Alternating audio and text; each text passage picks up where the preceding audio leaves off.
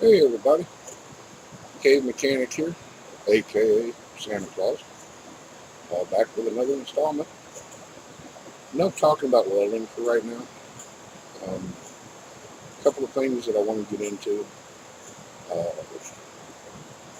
First of all, kind of worried a little bit. Been watching in the news. It doesn't really affect me that much, uh, but I've been watching this hurricane headed for North Carolina's coast. And I've got a real close friend of mine, uh, TJ. You know who you are. He's up on the East Coast. He lives just outside of Richmond, Virginia, and they're slated to get like 15,000 tons and inches of rain and all kinds of crap. Message to him, T, stay safe, buddy.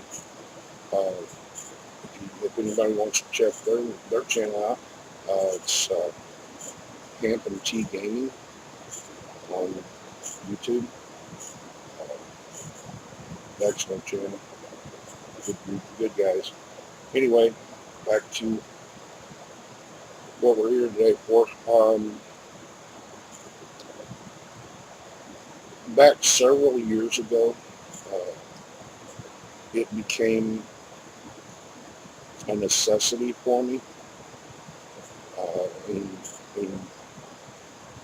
in the restoration and stuff that I'm doing, more than just fiberglass patching holes and stuff like that. Uh, but it became a real necessity for me to be able to actually know and understand what I'm doing with fiberglass. And there's a real good friend of mine here in the St. Louis area, uh, Steve. This man has forgotten more about fiberglassing than I will ever dream of knowing. And he took me under his wing and he taught me everything I know about fiberglass. Uh, wasn't easy. A lot of guys think, oh, I'll just go get some fiberglass and throw on it.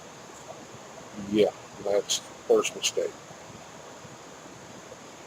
I've seen a lot of videos and seen a lot of guys trying to do the fiberglass, and it's just,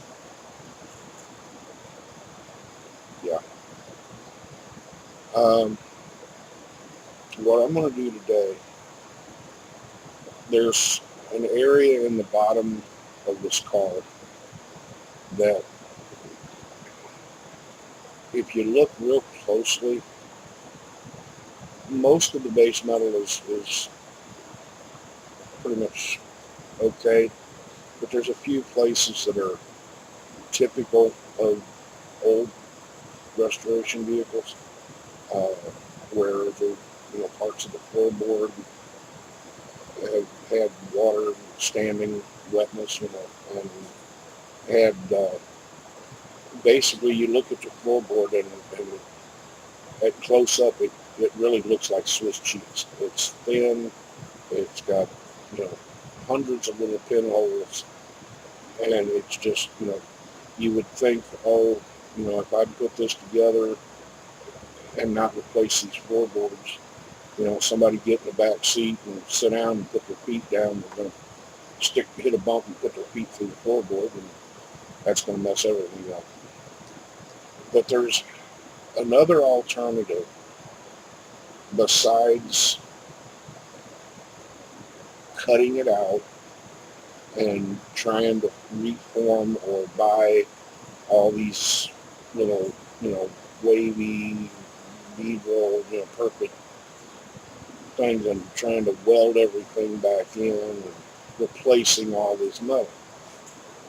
For areas like this, one, it's going to be carpeted over on the inside, the sound deadening. The bottom side is going to be undercoated and painted. So what I've decided to do with it, and I know this works for a fact because there's several vehicles that have had this done to us before, and they're still perfect. I mean, basically, what I'm going to do, I'm going to show you how to encapsulate that Swiss cheesy metal in fiberglass. So basically, when we get done, you're not looking at a metal floorboard, areas in the floor. You're looking at a fiberglass floorboard with metal reinforcement. And by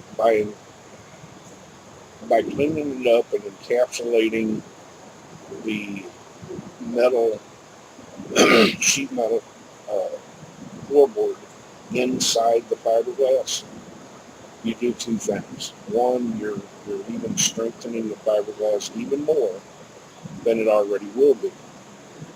Okay, 4 layers of fiberglass is a little over an eighth of an inch, and if you roll it out, the key to a lot of it, people do is they they take brushes and they smear their resin all over the place, and then they lay their mat down, and then they brush over it and they put more resin, and oh boy, it looks good and it's really really thick.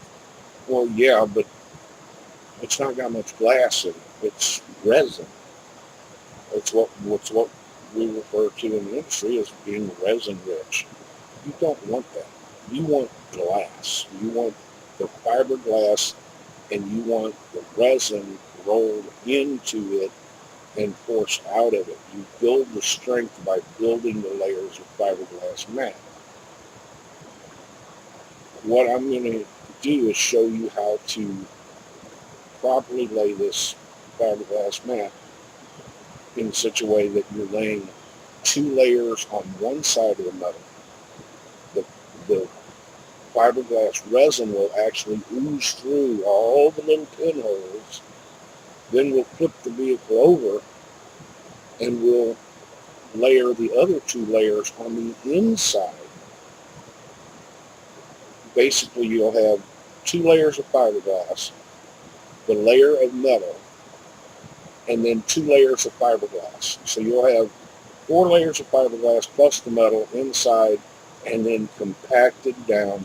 It will be just over an eighth of an inch when it's done, and it'll have an ungodly amount of strength. Plus, the benefit is what caused the cheese holes in the first place was the metal was rusting through.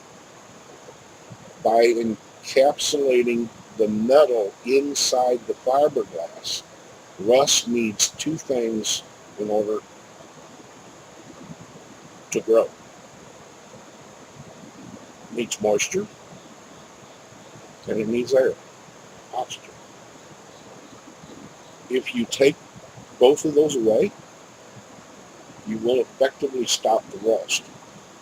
They make some of these products out there that you brush on and it turns it to a black annealed surface that you can paint over and stops the rust. Well, that's what it's doing. It's painting over the rust and sealing it so that it doesn't get moisture or air to it, and it stops the rust. Well, we're doing the same thing, only we're doing it with the fiberglass resin, polyester resin. And we're also adding strength to that by adding an extra layer on each side, so we'll end up connected one side to the other, and it will make it as one piece of fiberglass with the metal in between it.